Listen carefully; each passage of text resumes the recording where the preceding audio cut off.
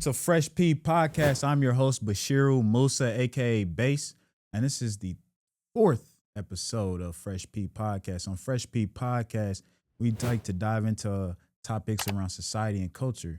On this episode, I have a national champion, 2025 NAIA men's indoor track and field champion.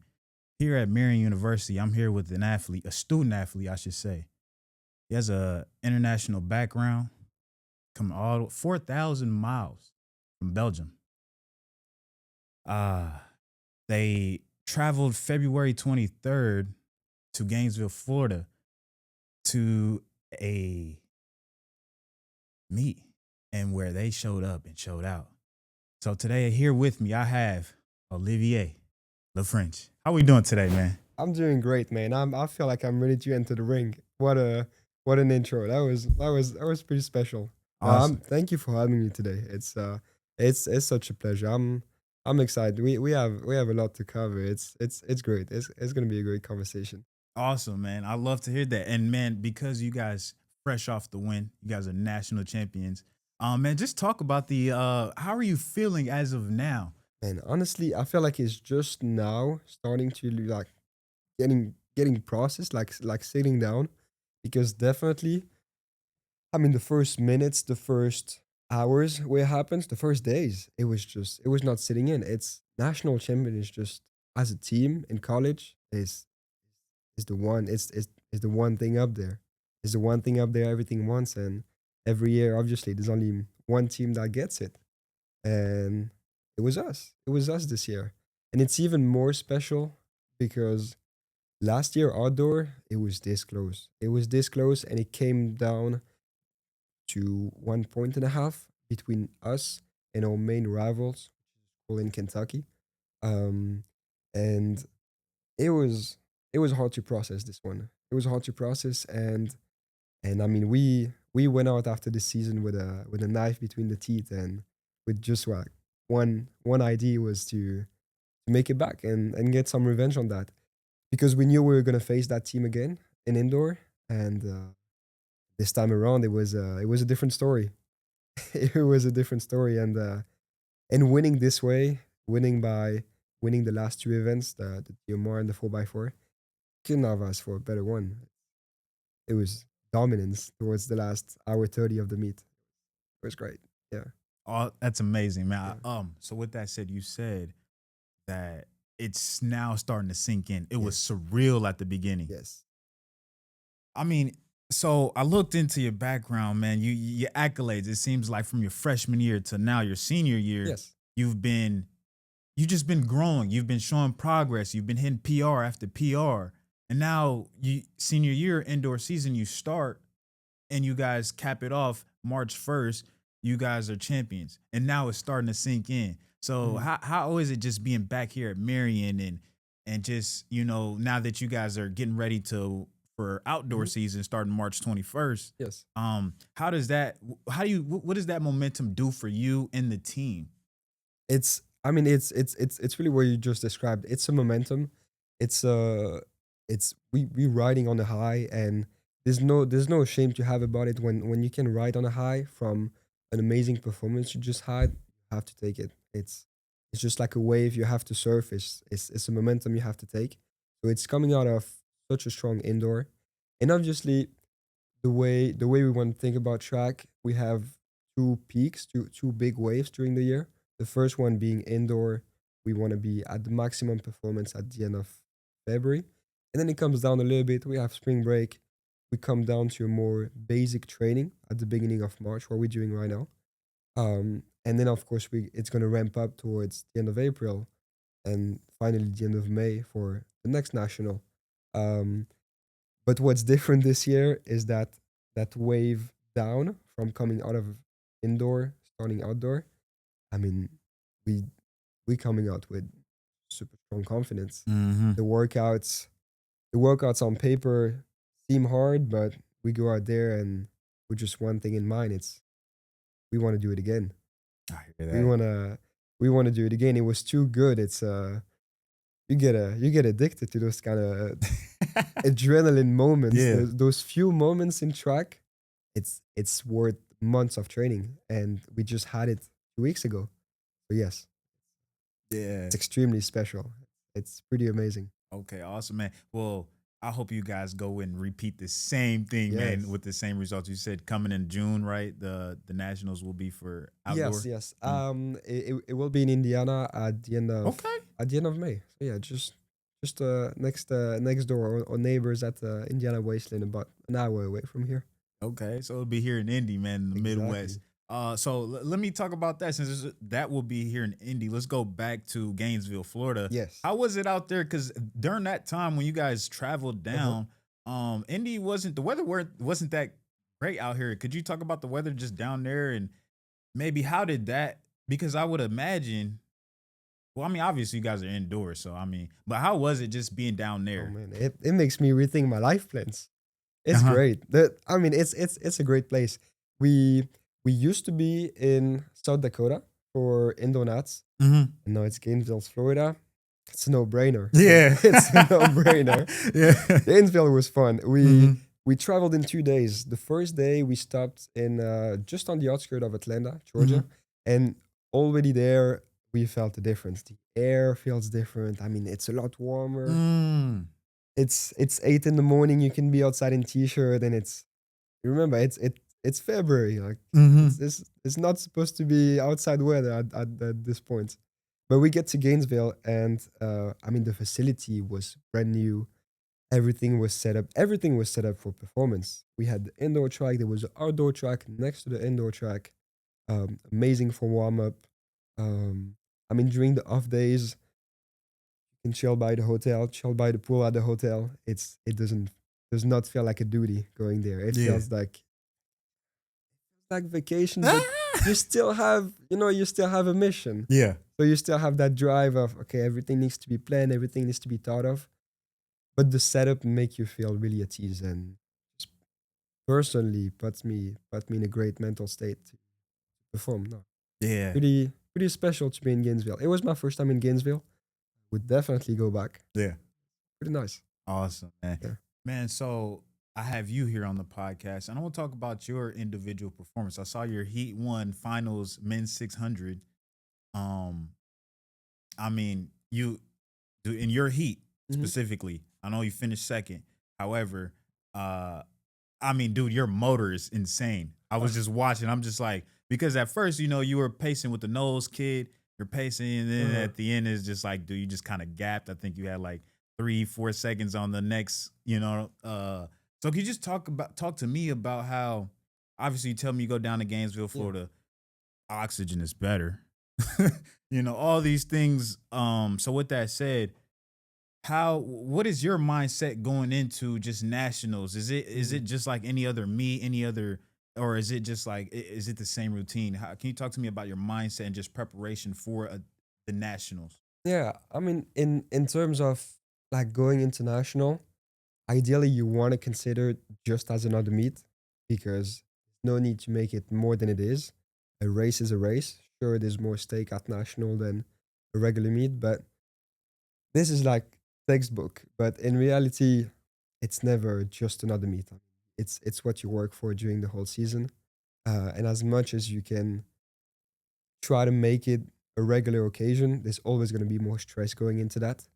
Um, but this year it was slightly different. This year I was going on the 600, a completely new event for me, uh, and it was truly a surprise to go on the 600. Fun fact about the 600 this season. So my coach Mike, made me run a 600 towards the mid season, and when he told me I was gonna run it, the first thing that went through my mind is I have to talk with him and try to get out of it. I feel like I should focus on something else than the six. I don't I don't really feel like I want to do it, and so I do it. It was 2 days after I come up. Hey, I don't think we should go for that six. I think we should rest. Maybe run a 200 that day. And again, always believe and trust your coaches. That's step number one. He said no. I have a plan. We consider it as a time trial. Run it. Go out there. Run a smart race. You know what to do. We'll talk about strategy. Yeah, okay, we're running that 600, so now let's get ready for it. That 600 happens, and wow, like the door opening. It feels great actually to run it. It it's completely different than the 400. It's 3 laps around the track when you're indoor, and yeah, it was pretty nice. After that race, I qualified for national.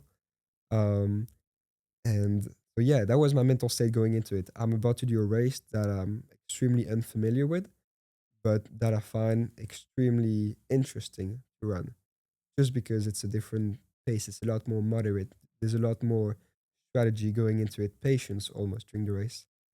So I guess that was my mindset. That was my mindset going on that 600. And then there was also the mindset of the 400, where we still had it here to finish third last national, and all we wanted is to win. It was it was a mix of curiosity and extreme motivation to get first on the 4x4. That was the mindset, I'd say. Yeah. Are we talking about national men's national assistant coach of the year, Mike? Yes. Yes. Okay. And so he was able to challenge you to run the 600. Hmm. Wow, that says a lot. So him doing that and allowing you to, and then now you run the 600. Yes. You perform how you perform. Like I said, I saw a motor, man. I'm like, this Uh-huh. dude from Belgium got a motor. He's just gone. And You- you know the funny thing in the final is that I thought they were right behind me the whole time. I thought they were on my head the whole time. That's why I'm like I need to keep on going faster because I can hear him. He's next to me. And then someone told me, "Did you see that race?" I'm like, "No, I didn't see anything, but I don't know how I made it." And Yeah. he shows me the video, and there's a gap. Separation. There's a gap. I didn't know. I didn't know about that. The way people were screaming on the side. I usually don't hear people, but this time I did.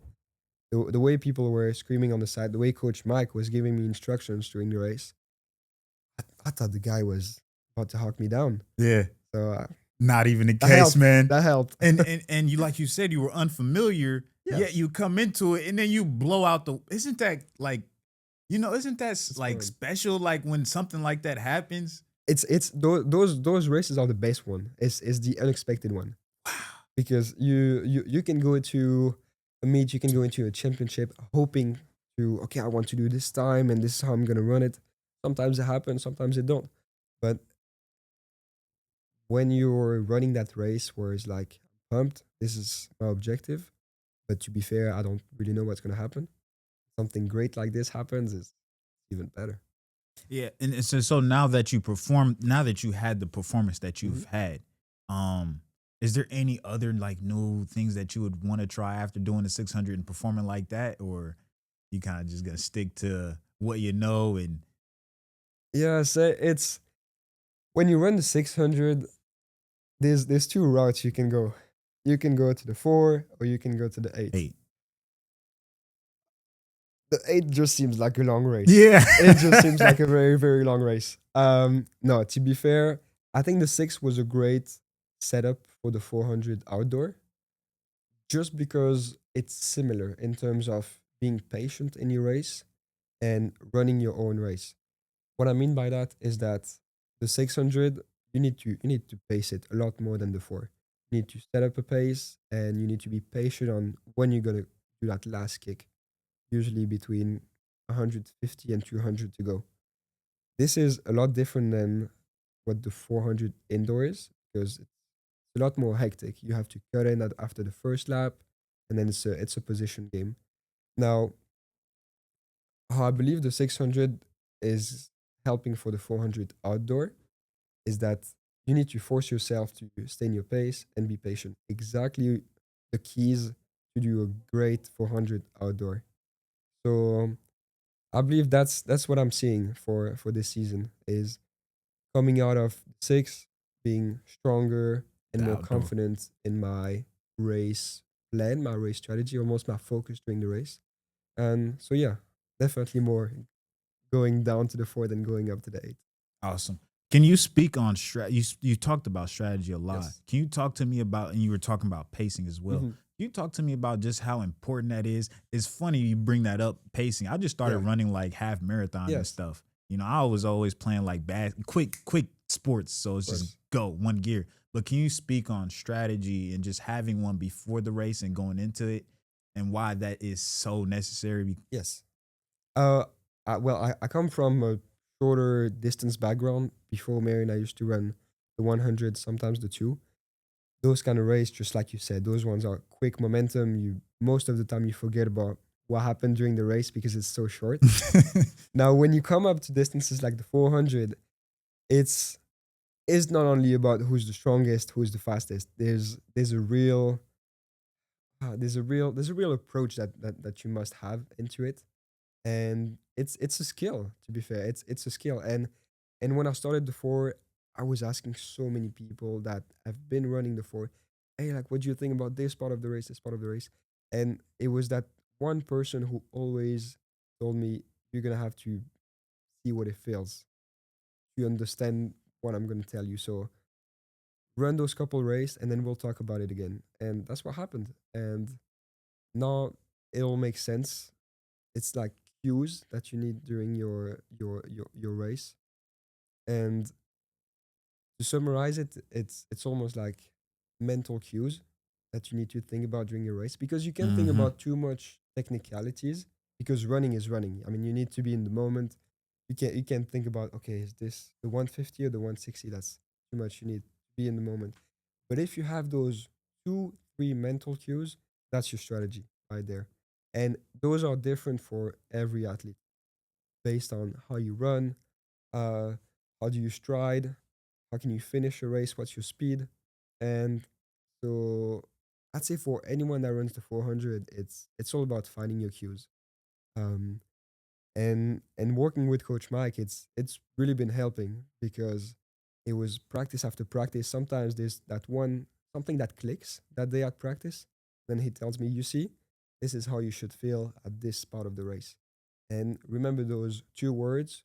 And then he mentions A and B. And it's like, okay, on your race, before your race, just think about A and B, and that's it. Don't focus about anything else. A and B, that's all you need for your strategy. Um, and so yeah, that's how you can cut the race and think about simple stuff that allow you to still have your mind in the game when you run. That's how I would think about strategy when it comes to track. Great, amazing. Yeah. So you spoke on once again, Coach Mike. Yes. You guys walk away not only with the championship, Mm. you guys also, Mike, he also walks away. Coach Mike also walks away with assistant coach of the year. And Yeah. then your head coach in her first year, she walks away Hmm. with the men's national head coach of the year. Um, how talk about the staff and the importance, the roles that they play on you as athletes and how they get you guys prepared. Can you speak on that? I mean, the staff is they're the ones bringing the team together. And it starts from day one. It starts from little stuff like getting the team together, doing team meetings, even when we're not in season. This last semester was only boot camp. We're just preparing the season, but they put the effort to have team meetings to bring the team together, doing team bondings. And this is not even track related. This is just trying to create group, a group setup, a group feelings. That's the number one step, and obviously the number two step is the coaching aspect.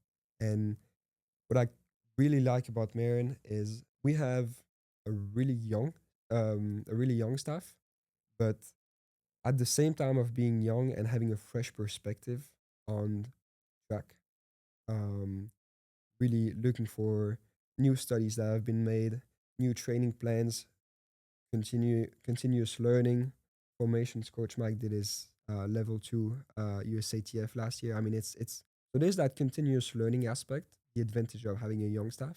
At the same time, we have a staff that can benefit from their mentor.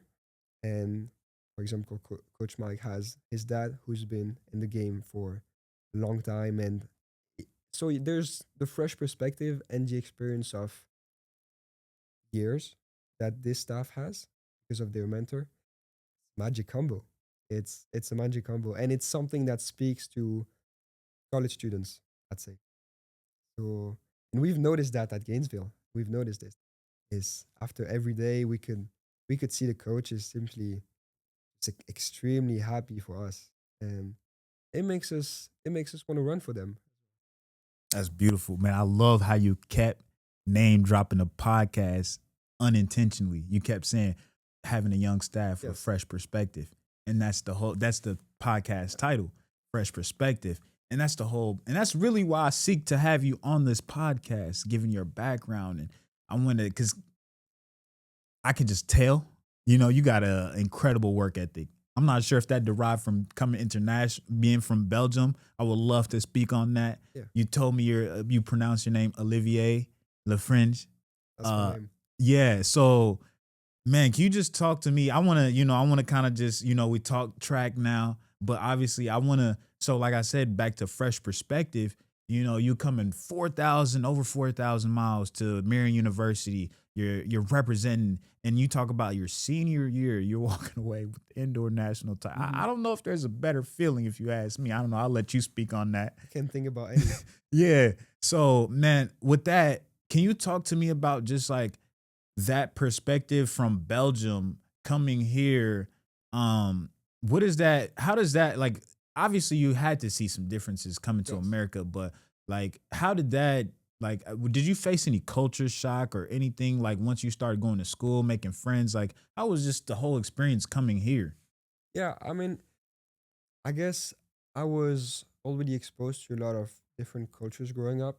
I grew up in Brussels, the capital of Belgium, and it was a blessing to grow up in that city. It's I would say the culture center of Europe. We have a lot of the European institutions. Mm, We have the NATO headquarter in Brussels, and that just brings a blend of culture in the city. So I grew up going to schools with a lot of people from Poland, a lot of people from Italy, from the UK island, people from Vietnam, Thailand. So I'd say it was amazing to grow up in that blend of culture because it just opened my eyes extremely early.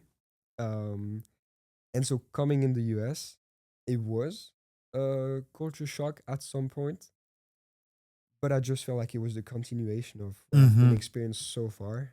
Um, and even if there was some differences in terms of um, people approaching sport, people approaching school and life after school, it wasn't something that rubbed me the wrong way. It was really more interesting to get to know people, and the difference here is that I'm staying here 4 years, and so I've had the time to really create like deeper connection with people here, and not simply being here on an exchange, but really starting to consider people here like my second family, That's beautiful. and it's been pretty special.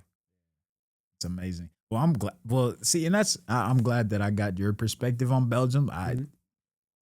I must say you the first person I've ever met from From there. Belgium, So yeah, it's cool. it's a tiny country, Really. one third the size of Indiana, Okay then. extremely One tiny. third the size.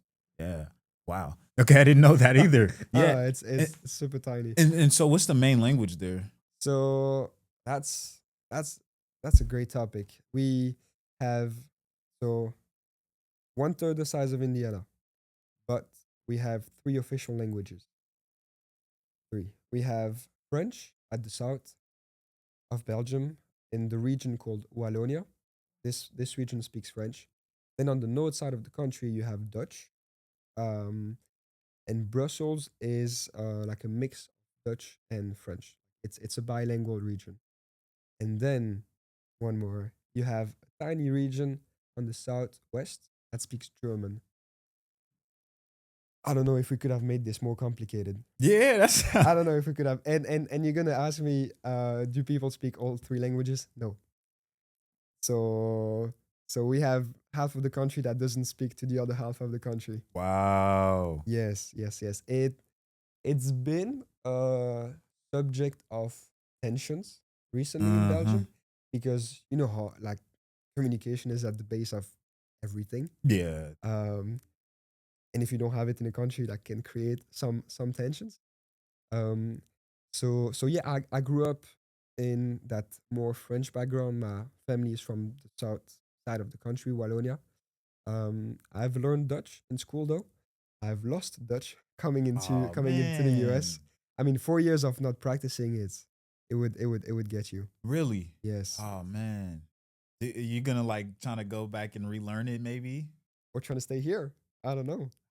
Man, don't know, bro. Go learn that language, bro. That's what happened when you come to America.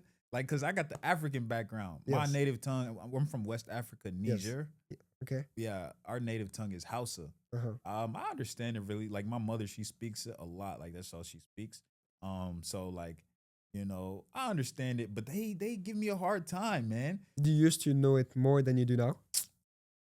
I ain't gonna sit here and lie to you. I just can still understand it. I can speak it, but it's Yes. not fluent.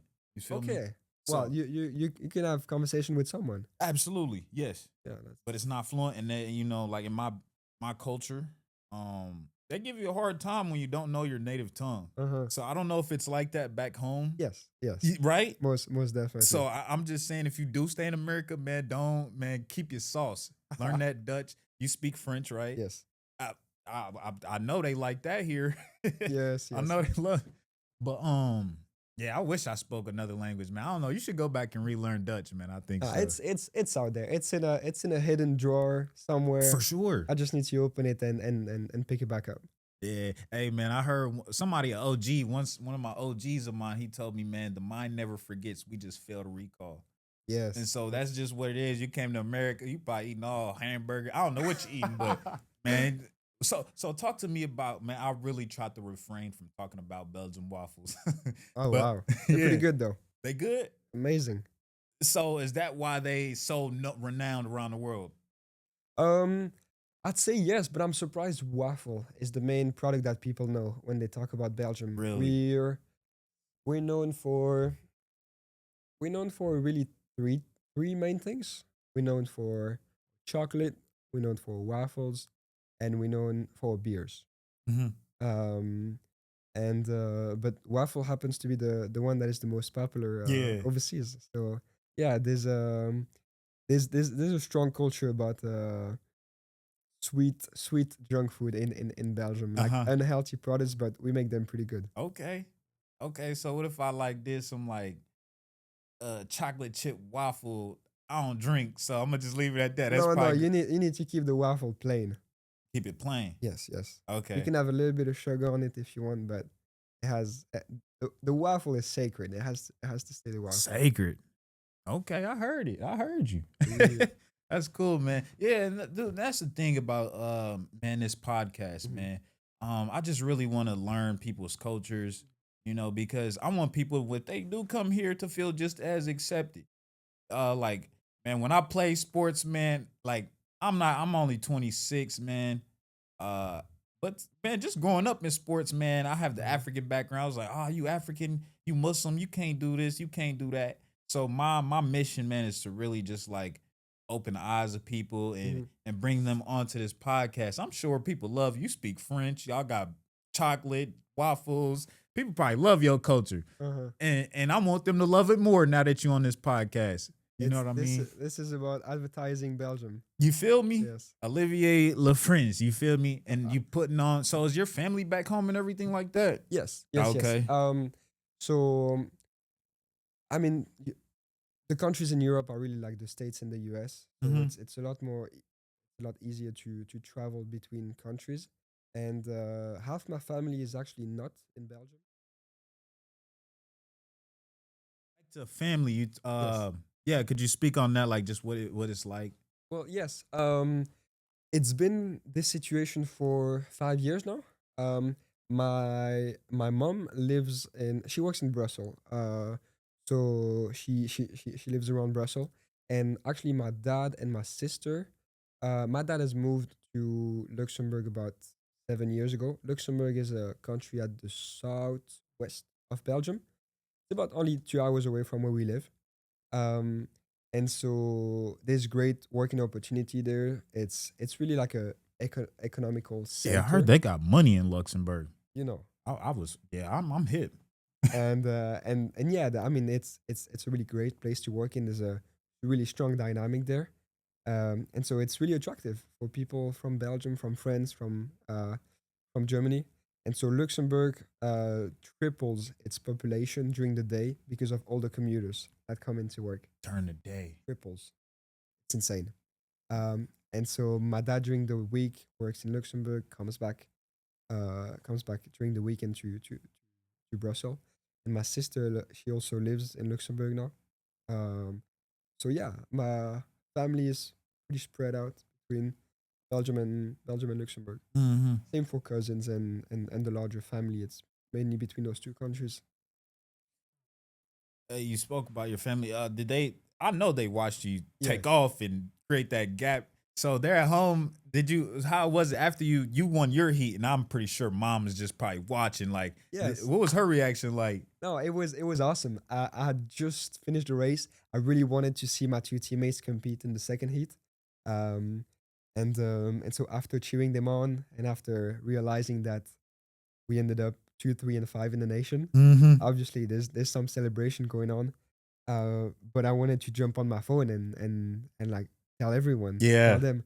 And so we have this group chat to stay in touch since we're a little bit spread out. Right. Uh, and I see the group chat, not the small group chat, the group chat with everyone there, like 30 of us, and it's blowing out. It's messages, pictures, people taking pictures of their laptop, like looking at the live. Mm-hmm. It was awesome. It was, even though I'm far away, I'm competing here, I'm living here during the year, I feel ever closer to them. It's so easy to share those kind of moments, and I was so glad after the race that this race was shared with them as well. That's cool, man. I could only imagine them just looking at team screaming, Olivier, ah, Yeah. you know what I mean? Because back then you used to hear it on the radio, like, Uh-huh. which is probably cool too. But like you said, you You got guys the are in visuals. you in the group chat, y'all. I know they was in there talking all type, which is cool. But man, so how does that make you feel, man? That you guys go out and compete at a very high level, Mhm.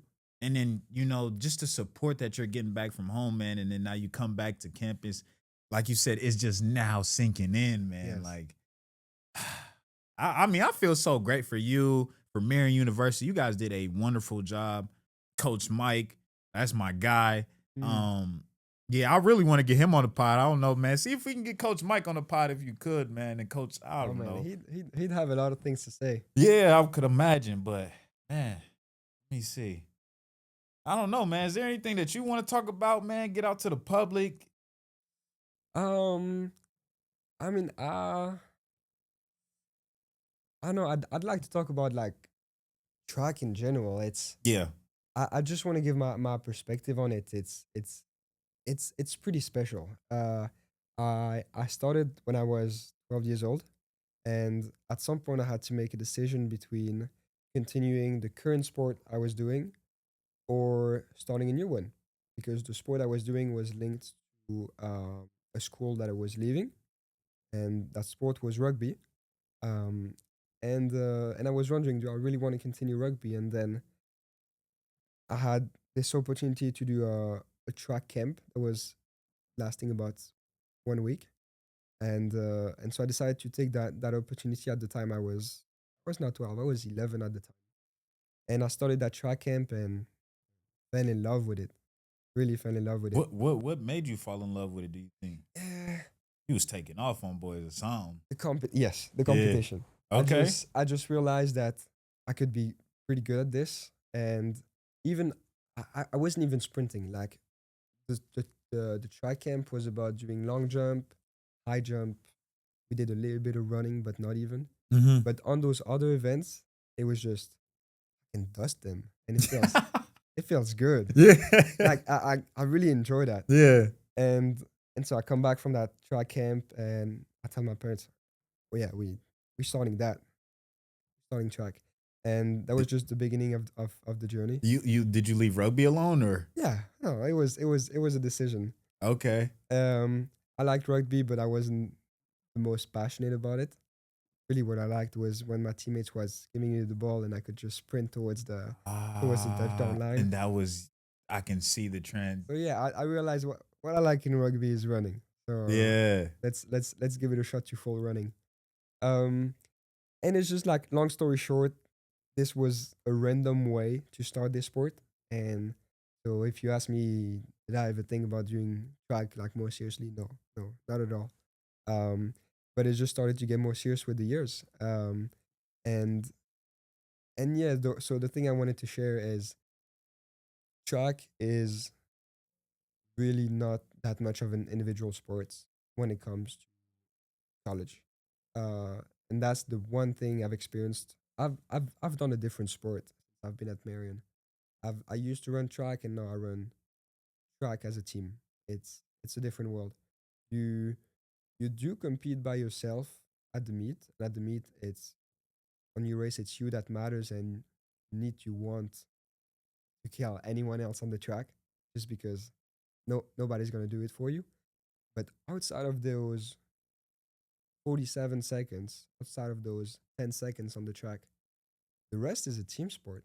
Every hours that you spend with your teammates on the track, going through the same hard workouts, every hours that you spend recovering, traveling with them, just being at the meet, warming up together. This is a team sport, and I didn't know it existed. I didn't know it could exist in track. That much of a team spirit, and it has been a huge motivation for me. Like finding that feeling of doing a team sport while being in the most individualistic sport you can think of. Track. Uh, yeah, it's pretty special. That's a fascinating take. I've never, because all I, you see is same Bo. He's just gone, and so Hmm. all you obviously he's from Jamaica. He's representing them, but Yeah. I've never really heard someone explain to me like the team aspect of it. You Hmm. just obviously you see Olivier Lifrange, Marian, but at the end of the day, you won. But you guys still that win Uh-huh. it contributes to the team's total, Yeah. and that's how you guys come back with the natty, which is cool. So man, that's yeah, man, I appreciate that take because I never really heard it explained that way. I only think you won, so you won. But yeah, that's cool. I mean, Um, obviously, there's a selfish part to it. Like I yeah, was extremely happy that I was faster than my teammates, but at the same time, watching that second heat, I just want them to do as good as me. absolutely, Definitely. absolutely. So with that said, you ran track in high school as well. So from you said you started 11 this invitation, Mhm. this camp, right? Yes, it was this track camp that was not related to the club I joined after, Mm-hmm. um, but that was the decision factor. Definitely.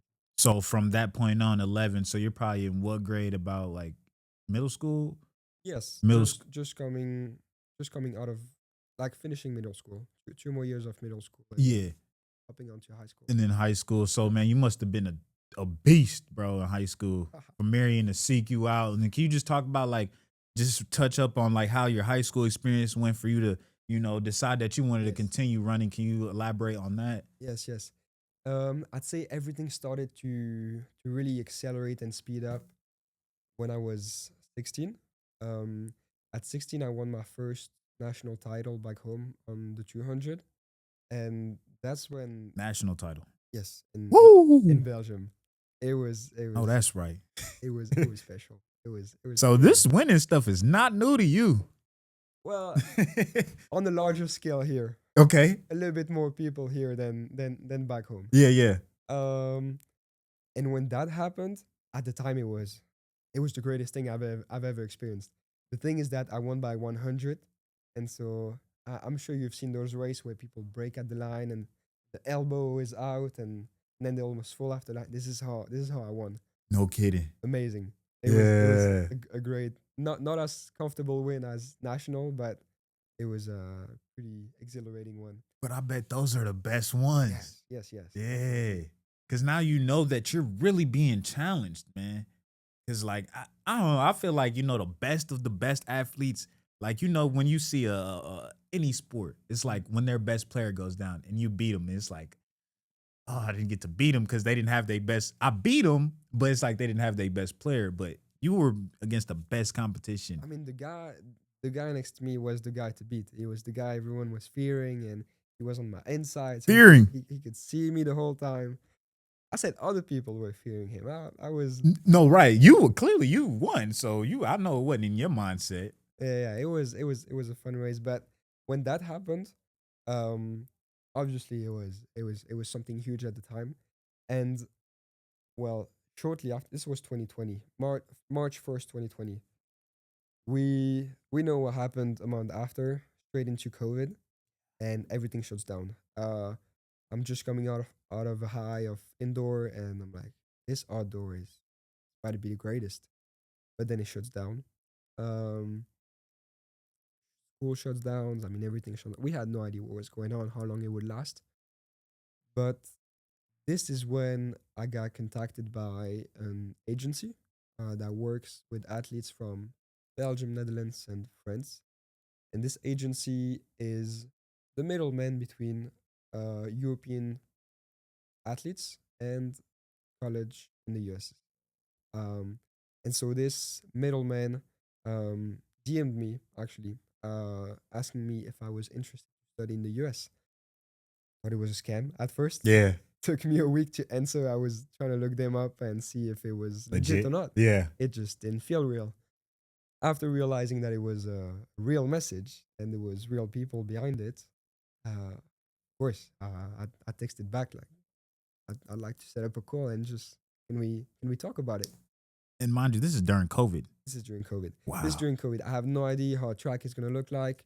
School was at a dead point at this moment, and this crazy light comes out of this crazy periods, and so I start talking with that agency, and it's pretty legit. They explain me the plan. The plan is to promote me to their network in the US and hopefully get some answers from the network. And this process was a year and a half long process. So a whole chapter started. At the moment, I did not speak any English. So he told me, well, English would be something that you need to work on if you want to have a shot at it. Um, and so it was this new goal, this new task. I had to be fast enough in track so I could have good offers from the US. Obviously, I had to keep my grades high so I could hope for some scholarship coming in, and I had to learn a new language. Um, but this whole combination, this whole circle, happened at the best moment possible during COVID, when unfortunately a lot of people didn't have really the drive to go after something just because everything was at a dead point. And I mean, we were told to avoid social interaction, so it could be a pretty confusing situation. I was extremely lucky that for me it was just a period to focus on myself and this amazing goal to go into the US. Um, and so yeah, it grew with the months. Everything started to come together. Um, and in October, uh, I got an answer from that middleman company that told me, okay, this is what we have so far. Send me a list of about 10 colleges that had replied positively to my profile, and one of them was Marian University. So I started exchanging, and the contact immediately went well. My first call was with Coach Katie actually, um, and the contact went extremely good. At the first time, she was extremely curious about where did I come from, how do I train, what I like in track, and obviously she gave me a lot of insights about what's going on here. And the decision was made extremely early. First contact with Coach Katie was beginning of October 2020, and I signed the offer at the beginning of November, a month after. And after that, it was a done deal. I was gonna go to Indianapolis in less than a year, and start this new journey. So this is my story. That's an amazing story. I mean, all stem from COVID. You just won the nationals in high school. Mhm. COVID occurs. Now this agency, which you thought was a scam, by the way, which is kind of like crazy. But you started doing your homework. There's a lot of scam like this. That's why I was kind of cautious. I know, man. The world is. Hey, trust Mhm. me. So you sort through that. They're helping you sort through schools. You get Mhm. 10 different colleges. That is a beaut, man. That's just wonderful, man. And Yeah. now you're here in your senior year. You didn't even know English either. No, no, no. That's something I had to learn. You see how I mean, so I had to take the SAT, and I'm pretty confident. I have the world record for the the person that studied the most for the SAT. Oh, you confident? Because I was starting from scratch. Yeah. I'm telling like past tense and future tense. Like I was starting Yeah. from the ground. Uh, pretty sure the SAT was a 6 to 8 month process. Even though You're most of it, just locked in. yeah, I had to. Yeah, yeah. That's hey, man. Kudos, man. Obviously, and so can you speak on that because clearly we see how you on the track. You're a beast. We see it. Is and so is that for you across like even just education or maybe you just even clean up your room? Is that for you in everything? Is that how you work, man? You just Oh, you mean diligent about everything, the work man. ethics? Yeah, Yeah. work ethic. Really, that's what I'm talking about. Um, it's definitely it wasn't something that was just there from the beginning. Mm-hmm. Um, but track has built it for the years. Mm, Uh, I've been with the same coach back home since the beginning of track, since that track camp. no kidding. It was the same person, yeah. And I mean obviously I keep him updated about what I do here. He's always curious about how I'm doing here. Um, and he kind of started that chain. He made me understand that there's good things that can be accomplished in track, but you need you need to put in the work for it, obviously. And instead of seeing track as there's so many sacrifices to make, you can't go out with your friends on a Friday night because you have your practice, and after your practice you're completely done and you need to stretch, recover for the next day. And so and you need to eat those kind of certain foods, and then obviously there's the financial like implications into it. So instead of he taught me of instead of seeing track as I have all those sacrifices to make, he taught me track as think about all the opportunities you're gonna have down the roads. uh, Track is going to force you to being able to follow routine, to follow a long year plan, sometimes multi-year plan, is going to teach you to be resilient because you're not going to have everything you want in track. There's going to be setbacks. Sometimes that there's going to be periods where you're going to go for months without having great feelings at practice. And I mean, that combination of resilience, routine, and the couple like exhilarating moment that you're gonna have from destroying your PR, getting that medal, and those ones are all the benefits. And it's really a choice. Do you want to see this sport as it sucks that I have to live this way, or man, I'm getting all of those benefits, and you can claim those. And that was the really core, and they still to this day the core of my work ethic is. I could imagine it. Definitely, I know it builds character for sure. Um, I think that's amazing that you have a relationship for that long with that same Mhm. coach. That that's when you basically fell in love with track once you Yes. started. So that's a beautiful thing that you guys still keep in touch.